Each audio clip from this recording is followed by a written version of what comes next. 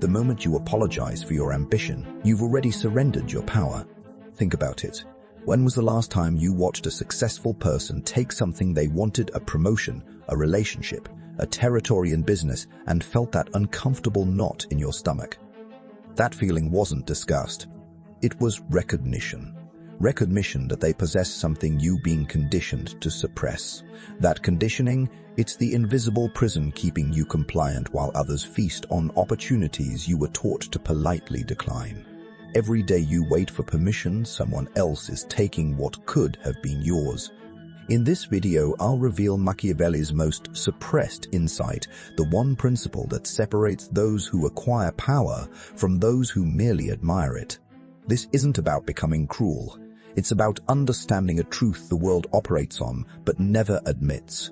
Ruthlessness isn't rewarded despite being immoral. It's rewarded because the universe has no morality-only motion. In 1513, Machiavelli wrote The Prince while imprisoned in Florence. He'd been tortured, exiled, and stripped of everything. From that darkness, he produced the most controversial political manuscript in history. Not because he invented evil, but because he documented the mechanics of power without the comforting lies society wraps around them. For 5 centuries, scholars have tried to sanitize his work. They call it satire or historical context. But here's what they don't want you to realize. Machiavelli wasn't describing a broken system that needed fixing. He was revealing the unchangeable operating system of human hierarchy. Modern society is built an elaborate illusion that kindness scales, that fairness wins, that the meek eventually inherit anything except submission. You've been fed this narrative since childhood because it serves a specific purpose, to keep the ruthless path clear for those who understand the game. The masses are taught to wait their turn, to be humble, to not rock the boat. Meanwhile, every power structure from corporate boardrooms to geopolitical strategy operates on Machiavellian principles while publicly condemning them. This is the ultimate power move, making the weapons visible but forbidden, so only the initiated dare to pick them up. You're watching this because some part of you already knows. You've seen polite colleagues get passed over. You've watched aggressive negotiators claim what cautious strategists didn't want to seem greedy, asking for. You felt the sting of playing by rules that others ignore with impunity. But there's something even darker about this dynamic, and it's the reason most people never escape it. We'll get to that in a moment. The first law. Opportunity has no conscience. Neither should your seizure of it, Machiavelli wrote in chapter 7 of The Prince. Men ought either to be well treated or crushed because they can avenge themselves of lighter injuries. But the deeper principle here isn't about violence, it's about completeness. When opportunity presents itself, hesitation is the only sin. The human brain has a socialization override that kicks in at the worst possible moment. You see an opening, a deal, a position, a vulnerable competitor, and immediately, your conditioning floods you with questions. Is this fair? What will people think? Should I wait for a better time? While you're deliberating, someone else is acting. And here's the psychological mechanism that makes this devastating. The window of opportunity isn't just closing while you hesitate, you're training yourself to hesitate. Every moment of inaction strengthens the neural pathway that says, pause, consider, defer. You're literally building the architecture of your own impotence. Let me give you a concrete example. In 2008, during the financial collapse, most investors froze. They watched their portfolios hemorrhage value and did nothing, paralyzed by fear and the social narrative that buying during a crash was taking advantage of tragedy. Meanwhile, a smaller group people you've heard of now deployed capital aggressively. They bought real estate at 30 cents on the dollar. They acquired distressed companies. They didn't wait for the right time or for society's approval. 10 years later, that decision created a wealth transfer of trillions from the hesitant to the ruthless. Were they evil? No. They understood what Machiavelli knew. The universe doesn't pause to assess your character before distributing outcomes. It rewards action. The market crash didn't care about fairness. It was pure opportunity, and it flowed to those willing to seize it without apology. This is the power dynamic that runs everything. Resources consolidate toward those with the lowest activation energy for decisive action. While you're weighing ethics, someone else is building an empire on the same opportunity. They'll be praised as visionary after the fact. You'll be forgotten as cautious. The difference isn't intelligence. It's not even preparation. It's the willingness to move when the moment arrives, unclouded by the social conditioning that keeps the herd passive. Now, most people stop here. They think ruthlessness is just about speed, but that's why they fail. There's a second layer one that determines whether your ruthlessness builds empires or just burns bridges. The second law, strategic invisibility. Let your results be ruthless, not your presentation. Machiavelli understood a paradox that destroys amateurs. The most effective ruthlessness is never visible as such. In chapter 18 he writes, "Everyone sees what you appear to be, few experience what you really are." Here's the darker psychological mechanism. Humans don't actually resist ruthless behavior. They resist the perception of having no choice. When you openly display aggression, you activate their defensive systems. But when your ruthlessness is wrapped in inevitability, people rationalize it as wisdom. Watch how master power players operate. They don't announce hostile takeovers, they pursue strategic synergies. They don't eliminate rivals, they reorganize for efficiency. The outcome is identical to overt aggression, but the framing prevents coalition building against them. Consider Jeff Bezos and Amazon's approach to competition. When Amazon enters a market, they don't declare war. They serve customers better. They operate at losses competitors can't match, calling it long-term thinking. Independent bookstores, toy retailers, and entire market segments get obliterated. But it's never framed as destruction. It's innovation. The ruthlessness is total. The presentation is benevolent. And this combination is what makes it unstoppable. Here's why this works on the human brain. We're social primates programmed to detect and punish defectors. But that detection system runs on explicit signals aggression displays, rule-breaking, visible unfairness. When you route around these triggers, the detection system never activates. Your competitors rationalize their defeat as we couldn't keep up with progress, instead of we were strategically eliminated. This is frame control at the highest level. You're not hiding your actions, you're controlling the narrative framework through which those actions are interpreted. The weak try to hide what they're doing, the powerful change what it means. If you're still watching, you're already ahead of 90% who clicked away because this makes them uncomfortable. They want simple answers, be nice or be aggressive. But power dynamics operate in the space between, where perception management becomes the ultimate weapon. The next principle is where it gets truly dangerous, because it requires you to violate the deepest social contract you've been trained to honor.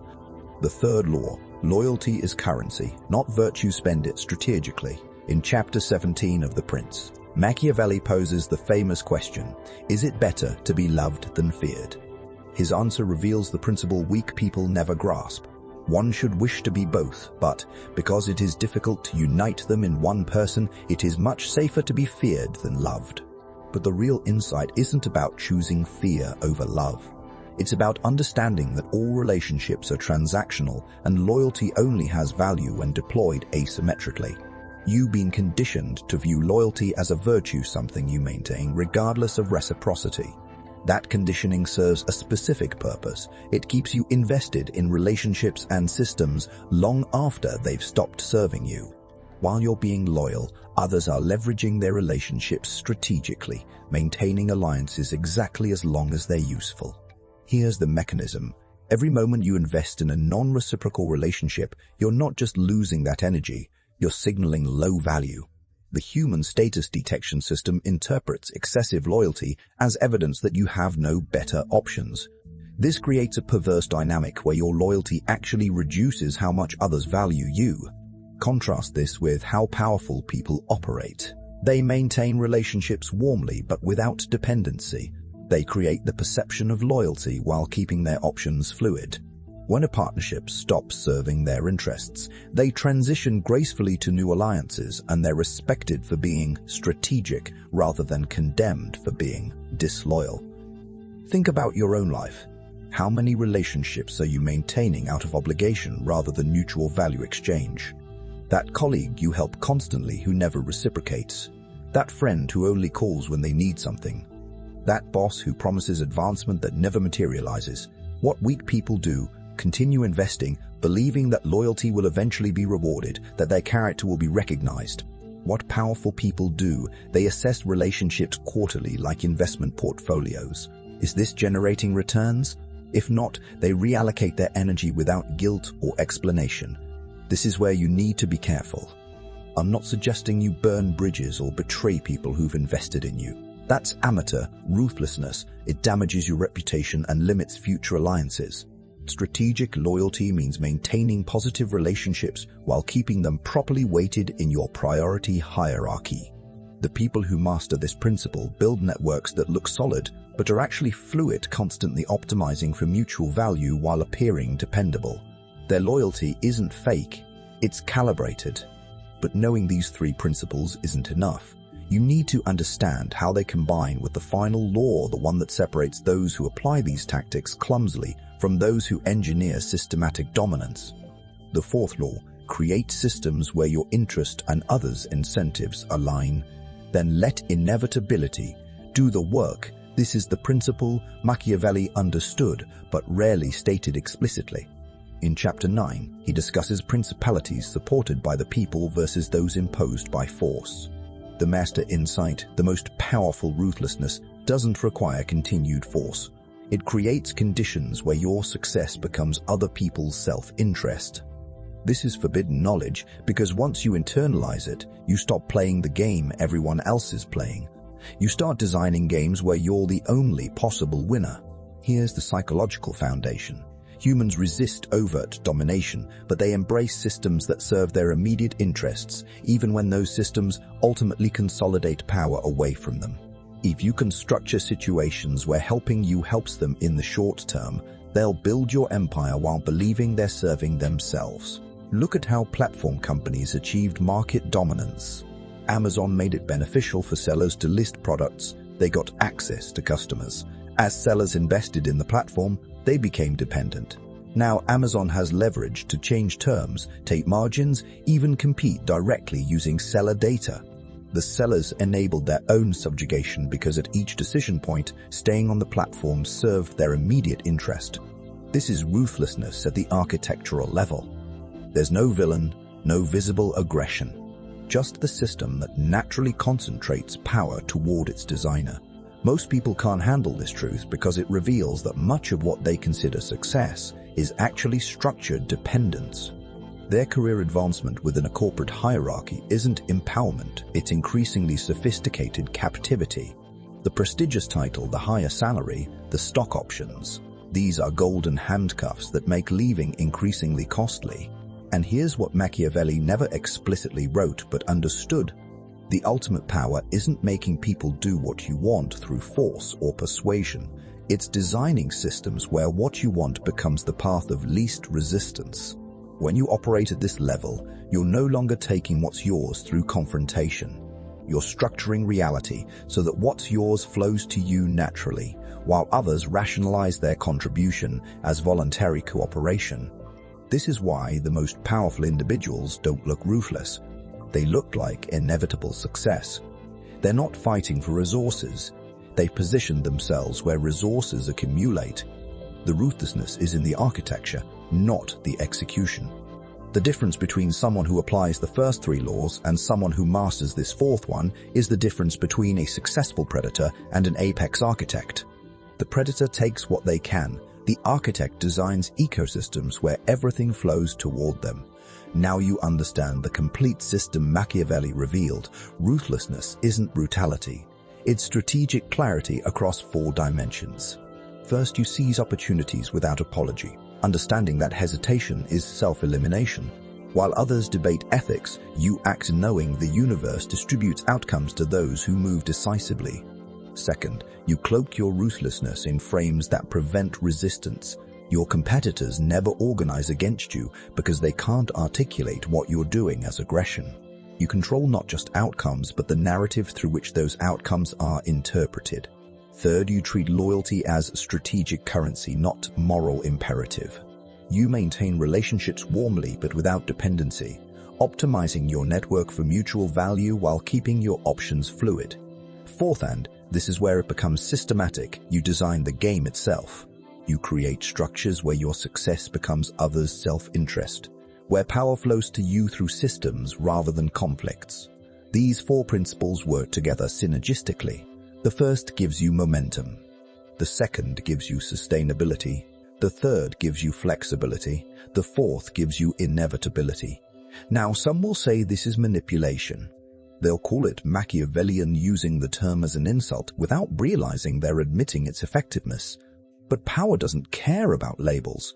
The world operates on these principles whether you acknowledge them or not. The only question is, will you operate within the system consciously, or will you be operated on by those who understand it better? Reality check. The world is divided into players and pieces. Players understand the game and position themselves accordingly. Pieces believe in fairness, wait for recognition, and wonder why others advance while they stagnate. Every hierarchy you participate incorporate social, political runs on Machiavellian principles at the top, while preaching egalitarian values to the bottom. This isn't hypocrisy, it's strategy. The powerful benefit from a population that self-regulates through moral constraint. You now have a choice. You can reject this knowledge, return to comforting narratives, and remain at peace. Or you can integrate these principles and begin operating as a player. Here's how to implement this system, starting today. Step 1. Conduct an opportunity audit. Today, identify 3 opportunities you've been hesitating on. Write down what you're actually waiting for: permission, better timing, more preparation. Then eliminate the middle step and take direct action. Train your decisiveness muscle before opportunity expires. Step 2. Frame audit your communication. This week, review how you present your ambitions and actions. Are you apologizing, hedging, or over-explaining? Replace uncertainty language with inevitability framing. Don't say "I'm hoping to," say "I'm moving forward with." Control the frame through which others interpret your decisions. Step 3. Relationship portfolio analysis. This month, map your significant relationships on a value exchange matrix. Be honest, which ones are reciprocal? Which are energy drains maintained by obligation? Begin graceful withdrawal from non-reciprocal relationships while deepening investment in mutual value partnerships. Step 4. Identify your leverage points. This quarter, analyze your primary domain: career, business, relationships. Where do you have resource asymmetries you could systematize? What could you control that others need access to? Begin designing microsystems where your success becomes others' path forward. Step 5. Strategic invisibility practice. Master the art of powerful actions with benevolent framing. When you make ruthless decisions, wrap them in narratives about efficiency, progress, or mutual benefit. Watch how opposition dissolves when people can't articulate your aggression without sounding like they oppose progress itself. You now know what 99% of people will never understand, not because it's hidden, but because accepting it requires abandoning comforting illusions about how the world operates.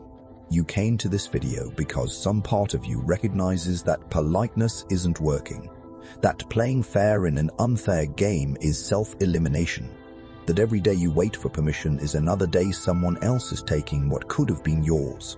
I've given you the complete system, the same principles that have governed power dynamics for 5 centuries, from Medici Florence to modern Silicon Valley. The same mechanics that built empires, toppled kingdoms, and continue to separate those who accumulate power from those who merely witness it. But here's the moment of truth. Most people will watch this and do nothing. They'll recognize the accuracy, feel momentarily empowered, and return to their scripted lives. That's why they stay powerless. Knowledge without implementation is just sophisticated entertainment. The world rewards the ruthless not because it's immoral, but because ruthlessness is simply clarity without hesitation. It's seeing what's possible and moving before others exit their analysis paralysis. It's understanding that opportunities don't wait for you to feel ready. They flow to whoever grasps them first. If this resonates with the part of you that's tired of watching others take what you were too polite to claim you know what to do, Subscribe to this channel for weekly principles on power dynamics, dark psychology, and the operational mechanics of human hierarchy that society refuses to acknowledge. This isn't content for the masses who need comforting narratives.